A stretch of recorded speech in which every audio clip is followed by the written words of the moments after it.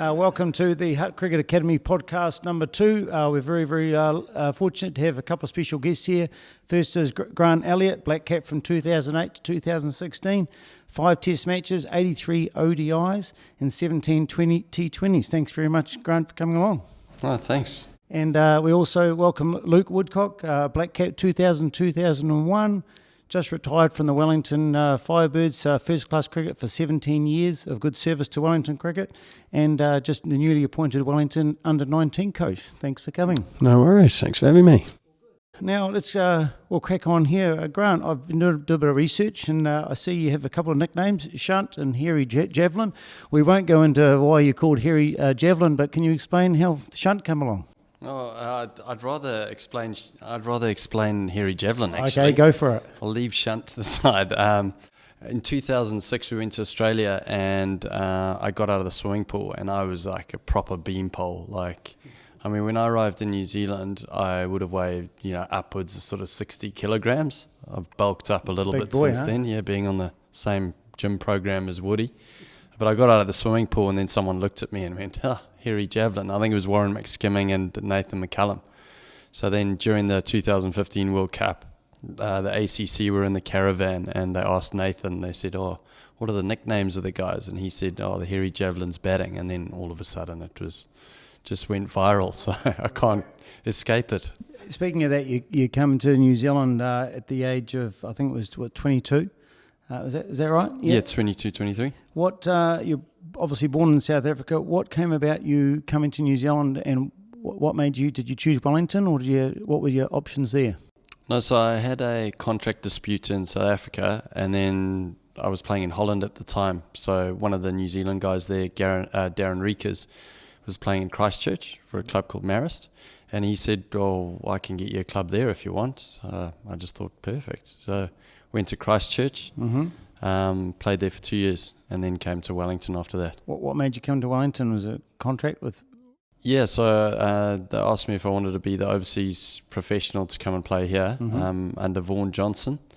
And I was told on the phone, he said, listen, we need a middle order batsman and someone that has to bowl into the wind. And I thought, that sounds like a good gig. Like, how difficult can it be bowling into the wind? And then I got here because I'd never been to Wellington before. Jeez. You usually find that out pretty quick coming into the airport. I had the perfect frame for it. I was, real skinny, just sliced through the air. But I ended up batting at about 10, I think. So he didn't really hold his end of the bargain. He tried to turn me into a bowler, as did VJ with everyone. Hey? And you ended up, you're playing for the Nine Club. The good bunch of characters there. I mean, you and Chatfield's probably one of the main ones there. How'd you get on with all the boys there at Nine? Yeah, it was good. So I was the player coach in the first year and did a little bit of work around the schools, and the guys were talented. They were a little bit raw when I got there. Yeah, they would be. But we did well. Someone called Aaron Klee, he got onto the board, and we recruited well. We got Jesse Ryder, myself, a guy called Shane Baddock, Robbie Bird. We had a very strong team. We only ended up losing sort of one day game in 2 years, and that was actually to Javel in the Hazlitt. That's right. The final, Hazlitt final. Yeah, the Hazlitt final. The heyday, the prime times. And Luke, you've been heavily involved with Javel cricket throughout your career. How's everything going with Javel? No, the club's come a long way actually. Probably over the last 7 or 8 years, we've been in the top tier now of the senior competition.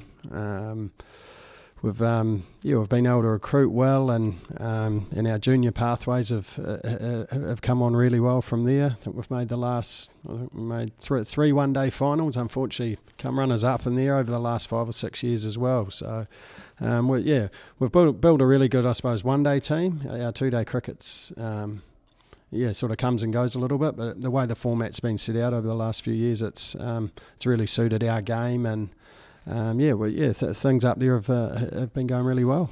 And with your retirement, do you think you'll be able to squeeze in a few innings for Javel then? I think they still want me to. I'm fairly busy with just with my other work outside of cricket, and getting into some coaching stuff as well. But I've always tried to help out where I can. It's been a big part of what I'm about, I suppose, and sort of giving back to the club when I can, playing wise. And now it's sort of moving into a coaching role as well. You're definitely going to play, Woody. Come on, you're definitely going to play this year. I'm not fully retired completely, but two young kids and other things going on you're suddenly realising that a little bit. I never thought that would that would happen, but you do notice those things now a little bit more. Yeah, family life definitely puts a bit of a hold on things, but I think it's fantastic that you want to give back, and I think certainly it'll get more people along to the games and supporting Javel. What about you, Grant? No more games for Nine. Well, I think I have. Depends what they're paying. I have been roped out. I roped into a couple of games that I've promised some of the boys at CricHQ. They play for Nine Gold. It's like a T20 team. Yeah. I think it's sort of Nine old as well. So, I've hit that 40 barrier now. So I'm not as lively as I used to be. There's no excuses. You got to get out there and give it a bit of a hit for Nine. I did. I went and played in Aussie recently, and we played for Old Tablelands Cricket, and there was a Winemakers 11, Adelaide Winemakers 11, and they roped me in as the drink. Ring. Sounds interesting. Yeah, no, a good aftermatch, and we turned up and looked in the change room, and there was Sean Tate. So you can imagine the boys that were batting in the top 3, 4, all of a sudden like, where's the helmets? And I went into bat, and obviously they were pretty hopeful that I'd get my 30 and retire. And this guy called Rhino was his nickname. His name was Ryan. He'd had 3 bottles of wine, arrived late after lunch, turned up, weighed about 140 kilograms, bowled a beautiful outswinger first ball. I nicked it, got out for not many. I think I only got a duck, actually. Probably better than the Beamers that were to follow, I'd imagine. Yeah. And Luke, you've also travelled to England. You've played quite a bit of cricket over there, I'm assuming, in the off season here. Yeah, I spent a lot of time over there. That was probably a real key phase of my career. Actually going and playing and a lot of league cricket over there. Grant's played a bit as well, but fortunate to play in some decent leagues over there through Surrey and then up north around Manchester as well. But just for the time. Things have changed a little bit with players and that, but actually going across and learning your trade and wanting to play as much as I can, really, I suppose, to try and be a professional cricketer. When I first started out here, it was the only 2 formats. We didn't play domestic cricket; wasn't a real full season, so you had to try and make up where else you could play, and but playing in the UK at that time, I know really helped my game. We used to joke about it though, because every season, it got to around about sort of November, December, and I used to go, Woody, any good deals out there this season? Yeah. He's like, I'm not going back, and I'm like, you will, and then we'd both go back and play. We played for the same club, not at the same time, but I think I followed Woody the year after, called Weybridge. Really cool club in Surrey League. Like the top division before it goes to county. Yeah, so it's their top leagues, their Premier Leagues. So they have a lot of leagues over there, but that's a top tier. So it's good. It's good work. It's good. Yeah, good cricket, because Surrey would a lot of their second team and I suppose academy players would play through the league. There'd be some decent overseas players. It's all what you want to make out of it over there. You have a good time, don't get me wrong, off the park. There's plenty of that, but it's actually, as a cricketer, and you've got to sort of set your sights what you want to try and get out of it. So I made sure I tried to get that part of my game first, and then obviously enjoyed the stuff off the park as well. So you could come back, September, October time, and you're sort of ready for the season back here as well. You've got runs, you've got wickets under your belt, and not a lot of conditioning. It's the type of other conditioning you do there. But in terms of your cricket side of things, I know, it really built my game, and helped my game move forward really quickly. The greatest challenge with the conditions, like the conditions were just foreign. Like you play in Northern Ireland, for example, you're not going to get a belter of a wicket, and the balls, got pronounced seams, and always whenever you go there, they'll say, the last year's pro averaged 80 and took 400 wickets, and he hit a 6. You see that church about 300 metres? He hit a 6 there. He was amazing. And you just you got no chance of exceeding the pro who came before you. So there's a lot of pressure, and like what he said, I think that actually forms a really decent foundation for all professional cricketers. You go there and you have to perform. perform. Yeah, you've got to perform. Where you get 50, they're not pleased with that. You get 65, not out. Why didn't you get 70? You get 5 for. Why didn't you get 7 for? But those are Grants, right? Those are the challenges that you have to keep. You know, and you got. And to be honest, you're doing that on your own. And they're serious. You go and you do that sort of performance, and it's there's some, especially up north in these northern leagues, that famous Lancashire League. I've played. Yeah, spent a bit of time there.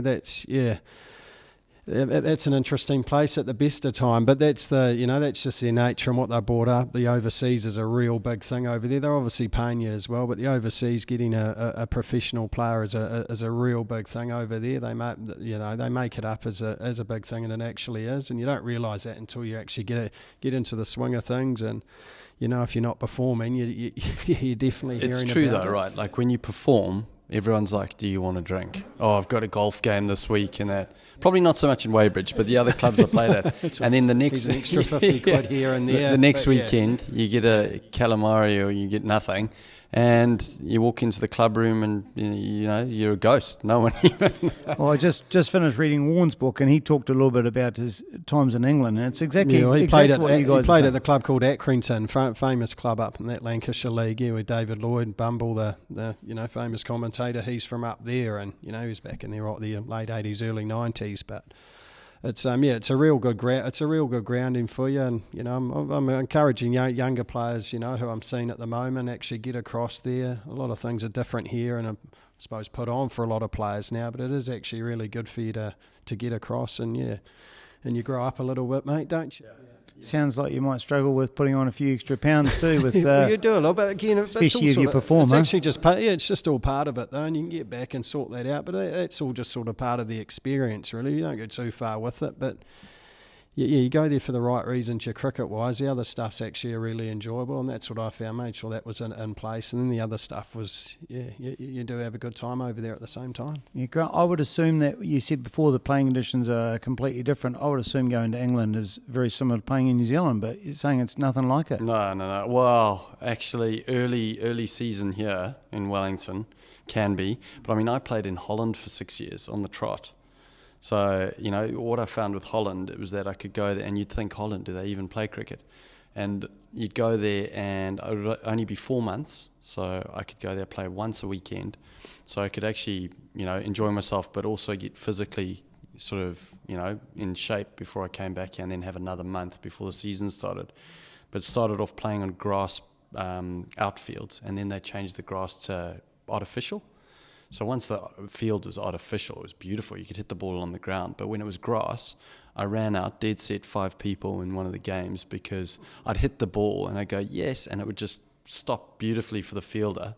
One of the Kiwi guys that ran past me, I apologised to him as he ran past. He was run out by about 3 or 4 metres. So, yeah, it sounds like you've had obviously both fantastic experiences overseas. How do they, coming from South Africa cricket as a young fella, what differences did you find with the way South African run their teams when you came to New Zealand? Was there much of a difference? Well, one thing is facilities, which we've kind of spoken about now, that differ. I mean, the first time I arrived in Christchurch, got a call from the captain, and he was like, Grant, we've got to go do the covers. And I said, well, we're the groundsmen. I mean, what's happening? He's like, mate, there's no groundsman here. So, like facility-wise, South Africa had everything. And I think it was just because the facilities are better, you can probably get away with a technique that is sound. Whereas I think here, you look at like cricket players of the past in New Zealand, almost like block bash, like really hit the ball hard, and you had to, because if you got a ball in a decent area, you just survive it, but if it was up there, you just smashed it. And that was something that I think when I came from South Africa is very technically correct, whereas in New Zealand it was just you found a way and you adapted to the conditions. And you look at the likes of Astle, Cairns, McMillan, Styrus, all those guys in that sort of era when I first came here, and I was like, wow, these guys can really whack the ball. So I had to try and adapt to that, especially in league cricket, yeah. Well, in New Zealand, I mean, certainly with the way that T20s, ODIs have come along, teaching our kids today to hit the ball hard is something that I'm already getting my 12-year-old to do. Because if he does it in practice, then obviously in a game, we want them to try and be as free as we can. with your new role with under-19 coach Luke, is that something that you really want to see your boys doing, hitting it hard? Yeah, well, some of them already are. It was a real eye-opener the first couple of sessions of sort of where are some of the guys and what they've been up to. But yeah, that's a big difference. Even going back when I was at 19, Grant's right. We're a block bash cricketers, playing in the VV, and having a solid technique. But it was a more emphasis when I was going through what was actually around red ball. The biggest thing, these under-19 cricketers, none of them have actually played red ball cricket, and that's through now the school system. One-day cricket, our club crickets now starts off through one days. So guys don't play red ball cricket till February. Unless you play Provincial A cricket, there might be a 3 day. So that's a real big change. I know growing up it was more emphasis around red ball cricket. It was only 4 day or 3 day and 4 day cricket and some one dayers. But your emphasis was, club cricket was always played with a red ball. So those sort of things now have changed, even last 3 or 4 years, but, even longer than that now. That's been the big change and the big shift. So, yeah, those guys, the 19s boys come in, they hit it hard. A lot of them as well sort of go through private coaching as well. There's a lot more coaching and a lot more on offer. I suppose, again, growing up, you sort of, old adage, you find a way, you do things, you're in your own way. Like I mentioned around going to the UK, that just did that off my own back and my own way. But there's a lot of coaching, a lot of, I suppose, resource, indoor facilities like this is around. We've got a lot of indoor facilities. I know South Africa, it's outside Australia, even England. They do things really well over there, but we've got a lot of indoor facilities. But the opportunities now for these younger players to come through is. There's a lot on offer for them.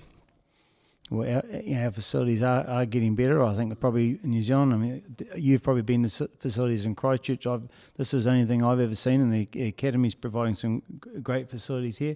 We've actually got a couple of Academy members in the under-19 training squad. Caleb Montague, I think, and Jesse Tashkoff are in that team. 2 young guys that have been working here hard. We see them here quite a bit.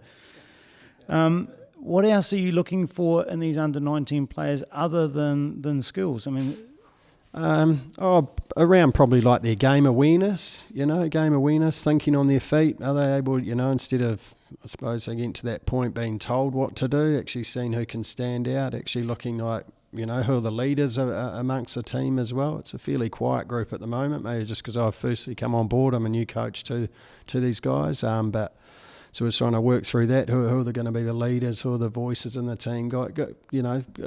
Those sorts of things, because they can all play. They've all got the skills, as you say. But it's just broadening that. We'll see more of that when we start playing. We're not too far off from games already. Another month, I suppose, September, and then from October the guys are into games. So I'll be able to start seeing some things around there as well. But you're wanting to see broaden. A broaden, I suppose, player now instead of just what they've got skill-wise, batting and bowling. With all your experience playing for Wellington, is there anything that you want to bring new and different to the under-19 team? No, it's probably just around my values, my core values around working hard and, making sure you've got your basics and stuff in order first, instead of... you don't want to run before you can jump type mentality, those sorts of things that I know I sort of lived and breathed my own game around it. If I can sort of put, around my coaching styles, I suppose, around that as well, I think I can offer the guys in that sense. And then just, it'll be, like I said, around the game situation, seeing how they understand that. Then I can start putting a spin on that when I start seeing the guys through match play as well. Well, I'm sure they're in extremely good hands. Grant, you played your New Zealand debut against England in Napier in 2008. That must be a proud moment for you putting the black jersey on, I believe, or it might have been your test jersey. Yeah. There wasn't many runs. I think I got 1 wicket, so got very few runs. I got bounced out by Stuart Broad. It was a massive step up, I found. I think maybe not so much the technical side, but just the mental side of it. And I think in New Zealand, you don't know until you actually test it at that top level, like how you're going to cope with it, the mentality of it. And I coped poorly, I reckon. I was lucky that I batted and bowled, so I was given a lot of time to sort of adapt into like one-day cricket, get the pace of it. And I remember being recalled after the test. I played my first one-day. And I remember saying to John Bracewell, I said, I'd gone from the league, 2nd division, Weybridge or something. facing guys bowling at 120, and I said to John, I was like, how am I going to cope with pace? Is there anything I can do day before sort of here, just to, because I was called in for an injury? And he went, oh no, you'll be fine. And I remember facing Stuart Broad's first bouncer, and I just watched it go past, and I was like, oh my word. He smiled at me, and I was, I was just way off the pace. Yeah, you knew then, Yeah, I mean, I was lucky. Like I got 50 in that game, but off 99 balls. I walked off, and I thought, oh, I've done all right there. We were actually in trouble. We were sort of like 50 for 5 or something. Walked off, I thought, oh, I've done all right there. And Mike Atherton went, it's a real struggle out there, Grant. You really struggled, didn't you? And I was like, geez, coming from Mr. Strike Rate himself, And then, from that moment on, you just kind of like, I guess you work out where your deficiencies are. But I think your main deficiencies are what's limiting you is the mental side of the game. Well, that's very funny. You talk about that. We had a chat with Chris on the last episode, and he was saying that they're not really, Wellington Cricket haven't really introduced any sort of mental support for these kids at this stage until the higher level. I mean, there's so many reasons for that, and I don't mean any disrespect to Wellington Cricket by that, but I think that's where New Zealand probably needs to look at picking up, especially with the young kids today. Dealing with failure is a big one. I mean, you both got children. I've got a 12-year-old plays cricket. He loves it. Real passionate about it, and just trying to work on those things are very important. That's something that is obviously is introduced to you in the New Zealand camp. You have that support of mental coaches and things like that, or is it you have to work that out for yourself? No, well, I think we did have a mental coach, but it's almost like whether that mental coach suits your personality and whether you like that. So it's a very individual thing. You might have one in the team, but there might be 3 or 4 guys that use him. So I think it is quite an individual thing. But, Luke was saying, what he's looking for in under-19 cricketers. And I think like one of the biggest things that you need to almost look for in a player, and you only know when they're in the thick of it, is how they deal with failure. And you said that. And the thing is when you get to international cricket, your failures and your successes are magnified. When you have a success, you can be on the front page of the paper, everyone texting you, saying how amazing you are, and life is good. But when you have a failure, it's just as bad. Like you can really hit rock bottom. And it's how you manage that. And I think the players that manage it the best are the ones that are quite consistent. You look at Kane, you wouldn't be able to tell whether he scored 100 or whether he scored 0. Because if you can manage your emotions, and sure, you need to celebrate. Like I didn't celebrate my good times enough because they're few and far between. But it's about celebrating those good times, but then going, hey, okay, back to, level. And those guys that can pick themselves up off the floor when they've had a couple of failures in a row, those guys that can show that resilience are the ones that are actually going to go the distance. They'll be able to last. That's very interesting. We talked about, just prior to that, you talked about Mr. Strike Rate and that game you played in the Test match. I see KP had a good strike rate back then, 180 odd on that Test match, 70% strike rate. Is that something that you want to see going forward with Test players, increasing that strike rate, or what's your thoughts on that?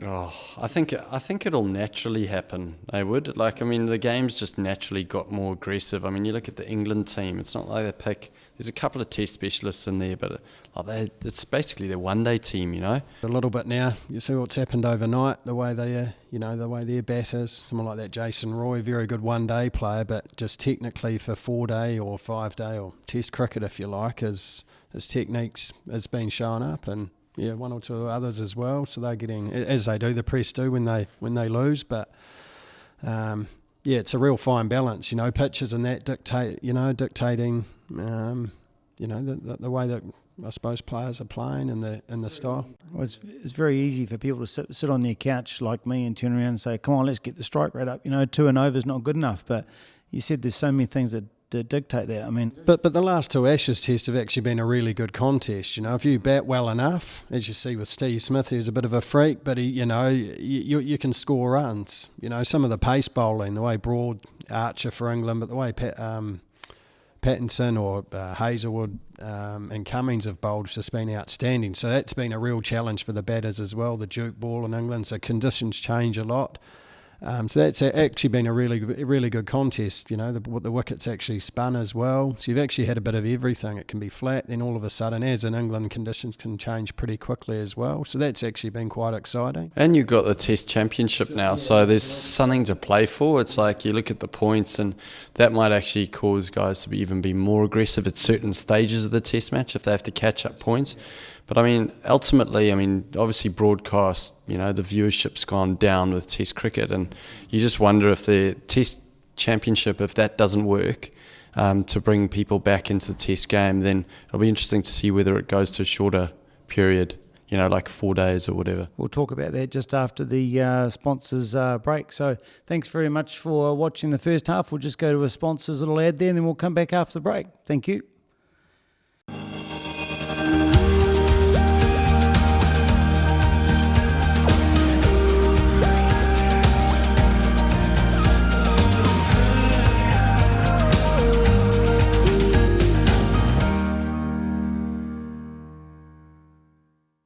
Well, thanks and welcome back. We just finished off talking about a little bit of Test cricket and the World Test Championship. So, what do you think ICC could do to up the profile of Test cricket?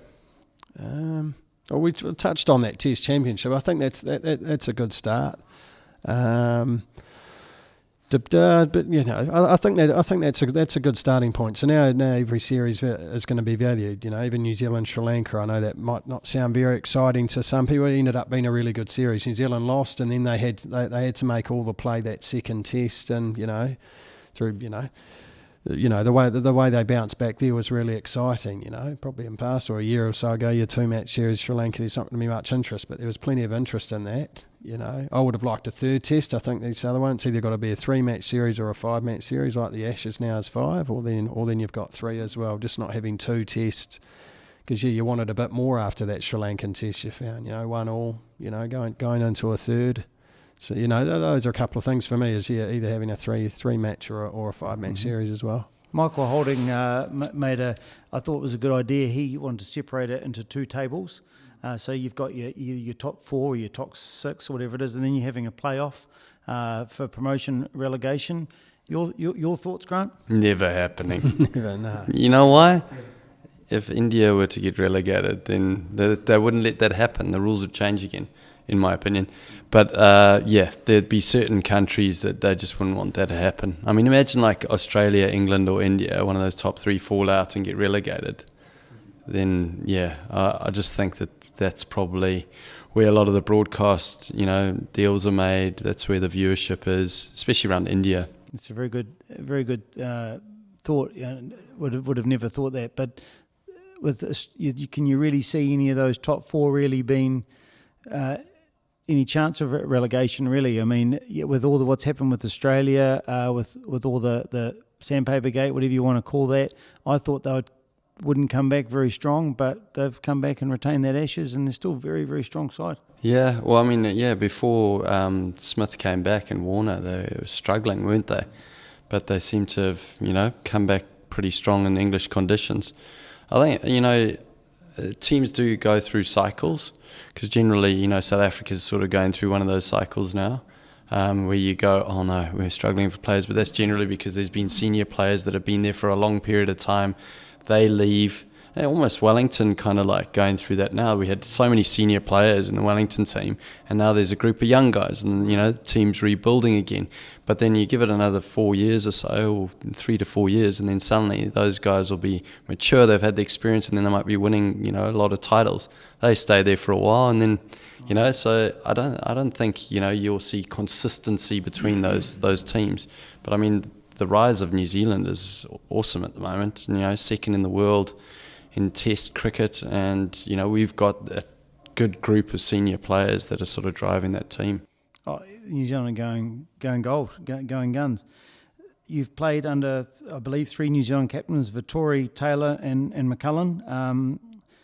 Clearly, there's a difference of the others, their processes.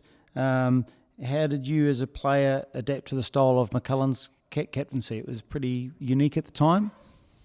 Yeah, I guess I was sort of lucky with Brendan, because my role was probably dictated to me in that, if we were in a bit of strife, I batted from the 15th over to the 40th over, and it was about keeping wickets in hand but trying to go at sort of 100 strike rate almost.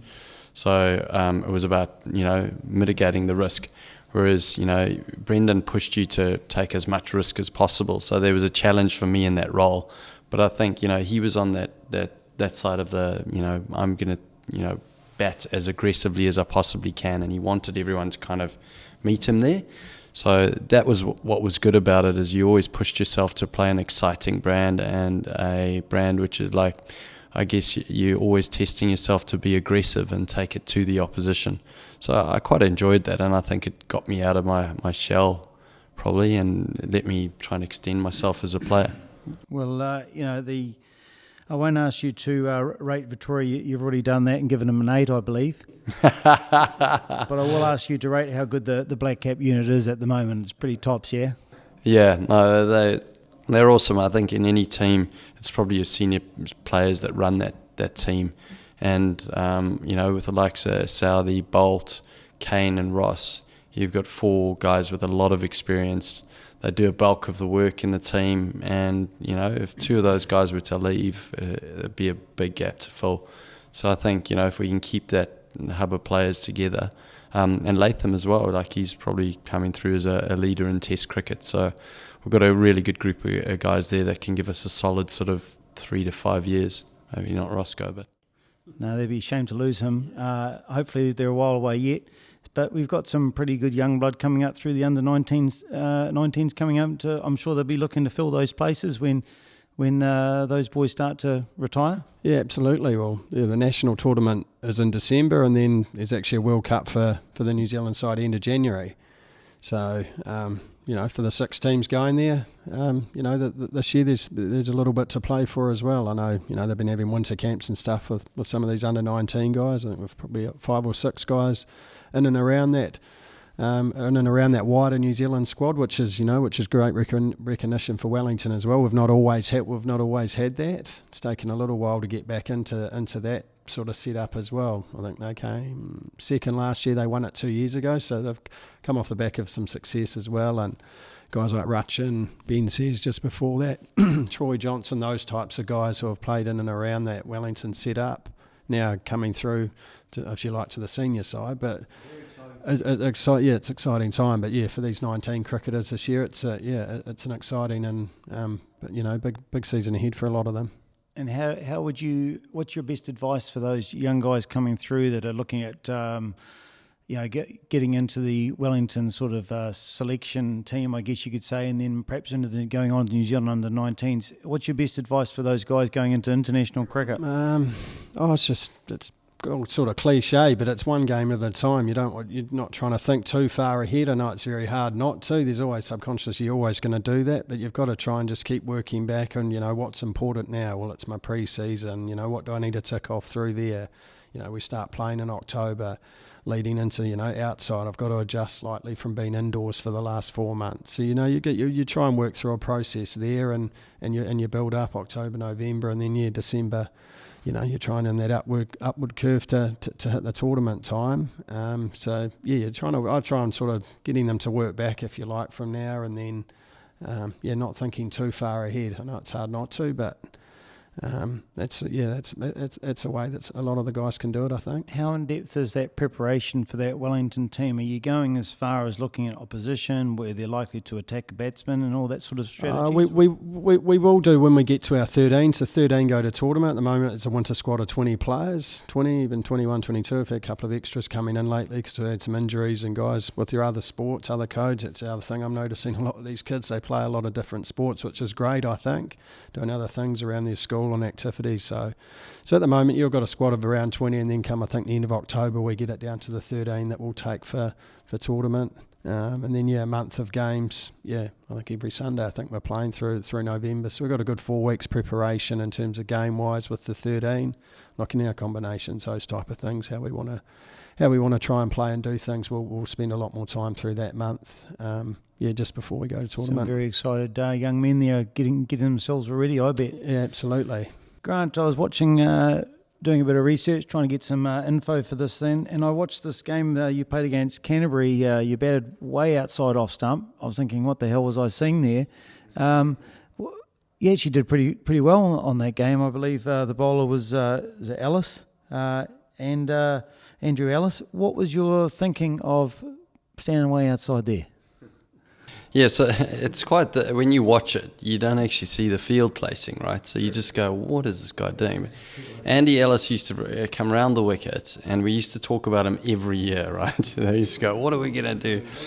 So I used to, I trained a few times, like actually standing behind the stumps, because he used to only have 3 people on the leg side, and then you'd have 6 on the off side, hoping that you would sort of squirt it. So you had like third man, point on the boundary, extra cover on the boundary, and mid off on the boundary. Those were his 4, and mid on back on the boundary.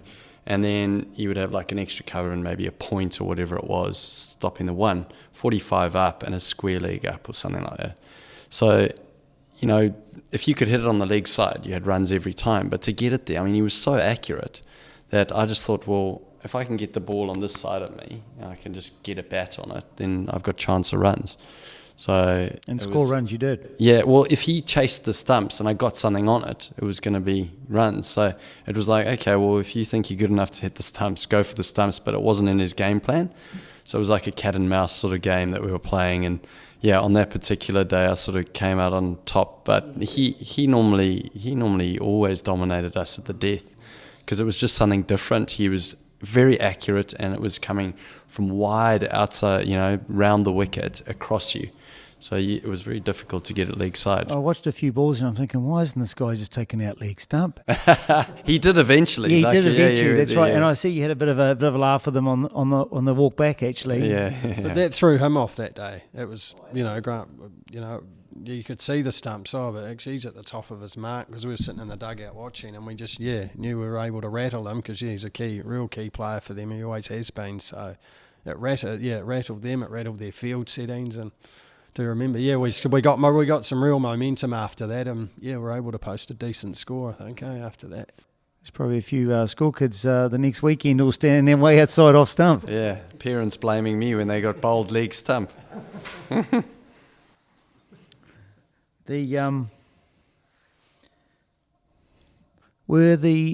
the coaching staff know about that strategy, or was it just something that you thought you'd go out and do at the time, or you discussed that sort of strategies with your coaching staff? No, I think that's the beauty of this game, is like it is problem solving. You look at someone like Steve Smith, and you know, Woody and I were very different players, and you just find out in your own way. And I think that's the most important thing. Like you were saying, advice to under 19s is, I think you just have to be authentic. Like all of a sudden you make a team which is higher, like a New Zealand under 19s, or like I started playing Test cricket and I thought I had to be a player that I wasn't. But you just have to approach things in your own authentic way, with your own authentic technique, and find out a way of doing it. And that's essentially what I did. I looked at a bowler and I go, what's going to be my game plan? My game plan will be totally different to someone else's. And, you know, by discussing that in a team, and if you're in a team where, you know, the environment is good and it's high performing, people will talk about their games and talk about the different ways they approach things. In a dysfunctional team, it's pretty insular and guys don't really talk about it. So, you know, I'd encourage everyone to, you know, if you get the opportunity to speak to someone like Woody about his game, like as a youngster, you take that opportunity and you find out as much as you can. Info, and not enough young kids do that. And that was something I was encouraged to do at a young age. I had to pluck up the courage and ask players, you know, get the opportunity to meet the likes of Gary Sobers when I was young, and I was like, I'm not going to get this opportunity again. I'm going to ask him a few questions, you know, whatever's on your mind. You both were involved in a bat business, Buzz Bats. Was that, are you bat geeks, or is this just something you thought on a bus on a tour one day, let's start a bat company? We're in the UK, mate. We were in the UK. We were. How did that come about? We were playing league cricket. I stayed with a guy at Weybridge, so I'd just come to Weybridge, and he had all these bats and gloves and pads in his house, and I was like, geez, this is actually decent kit. And he said, well, the guy's coming over next week, you should meet him. So I met Surinder Singh Jolly, and basically like most of the bats and gloves and pads come from a few factories in India. So we sort of said, well, what are the possibilities? Because sponsors weren't really sponsoring first-class cricketers. And we said, well, if we take this kit and we sell it, it would probably pay for our own kit. So I was sort of like, I wanted to learn about business, and then Woody and Howie were kind of going to sell the gear and use it. So Mark Houghton was also involved. And we brought over like 15 bats or whatever it was. Yeah, well, Chris was using one. I'm sure there's other few players. Yeah, it was a good experience, to go through that. The quality of gear, by the end of it was, was right up there. Grant's right, it was around the sponsor. Gear traditionally in New Zealand is on the high end, whereas in the UK, place like that, people are selling gear like that all the time, and you get some decent stuff. So that was probably the other reason as well. Getting some, at a decent enough price as well. Like I say, you go into shops and stuff now and trying to get gear in New Zealand, it's a high cost. So that was one of the other reasons. Okay, there's chance maybe to sell off some gear, some good quality gear used by first class international players, and see where it gets to. Yeah, so I scored my first international 100 in Sydney with a Buzz bat, the Buzz Stinger, and then Woody. Actually, it was the Buzz Gold. I think that was the next edition. You had your most runs. Is it still a record for Wellington? No, Stove beat it, didn't he? I did. Steve beat it. But I got 988 runs. Yeah, my highest first class score, 220 using that. Was that your 432 that you had with Paps? Was it using that was 2 years ago now. That was with the Puma. That must have been a pretty memorable experience there. Oh yeah, absolutely. It was just an unbelievable game. Really, we were. Both said we were going to be batting before drinks when Auckland were 12 for 7. Something they got up to 60, and we were walking out with the Auckland boys, and they were expecting to be batting just after tea. At the end of the set, and that's how everyone felt. It was just it was incredible, really. You just in a zone. You just one of those things. Yeah, you ride a little bit of luck. Lockie Ferguson was bowling the speed of light. I was playing a missy. Michael Patch was putting him on the bank with his pull shot and then his cut shot on the other side. But it was just incredible. Yeah, and we're, I think 250 for none at the end of the first day. It was day one of the season, and yeah, one of those days. Yeah, that we saw that with Ben Stokes, didn't we? The other last week, and and that's what cricket can bring, and that's why we get up and you see those moments and have those sort of days, because it doesn't happen very often. You've always got to have a bit of luck. Oh, absolutely, yeah. But they did bowl a touch short, and you don't bowl short to Michael Paps, and that got him going. I was leaving that or ducking it, and he was scoring, and that was sort of the formula we used. But when we pitched the ball up, day one wicket, and Ollie Newton got a hat trick in the second over, and it was just one of those things. Everything just rolled on, and able to win outright later in the game as well. But yeah, it was phenomenal, really. Grant, obviously you've had some fantastic experiences. Obviously the one that everyone I'm probably sure has asked you many, many times about is the sixth in the World Cup. But there must be some, in your career, there must be some other fantastic, memorable experiences that come to mind, some special times. Yeah, I think being involved with the Firebirds for as long as we were, and not having success, but then having success towards the back end of like our careers, I think that was really satisfying. Because there's a lot of people that wrote us off, and we always had a great team on paper, but we were pretty dysfunctional as a team. So I think like building a decent enough culture and environment around the team to go and win trophies, and same being with the Blackcaps. I think when I initially got in the team, it was quite an insular environment. It wasn't as high performing, I guess, as we could have been. Good team on paper, but then towards the back end, experiencing that World Cup and looking at a team that was functioning really well, I think that's the most satisfying thing. And I've reflected a lot on my career and gone like, because I don't really rate the personal experiences. They're great at the time. What I do rate is kind of playing as a team, and all the guys that you meet along the way. Those are the times I really miss, especially in business now. Is you sort of, you look around, you don't have that change room banter and, the guys around you where you're having a lot of fun and a lot of laughs. Well, not as many laughs. It's a little bit more serious. I'm sure you'll get that back when you have a few hits for Nine-Eye. Nine-Eye gold. Hey, I look forward to seeing that. Speaking of business, well, you're the general manager now for CricHQ. What is CricHQ, and what's your involvement with that? So it's a digital scoring competition app. I'm sure guys around New Zealand have used it. It does all your competition management, registration, and it also does your statistics, your leaderboards, all of that sort of stuff. It's just done at the push of a button. And then we've also got the video element of it now. So we stream games and index it. So every time the score's indexed on the app, 6 or 4, it'll collate that into highlights packages for individual players and teams. So grounds around the country, obviously there have been any certain grounds around the country that will have the video side of things? Yeah, so we've got all 12 teams or premier clubs in Wellington that are using it. And then there's a number of clubs in Auckland that we've got requests from just recently. So we do it globally, so it is worldwide.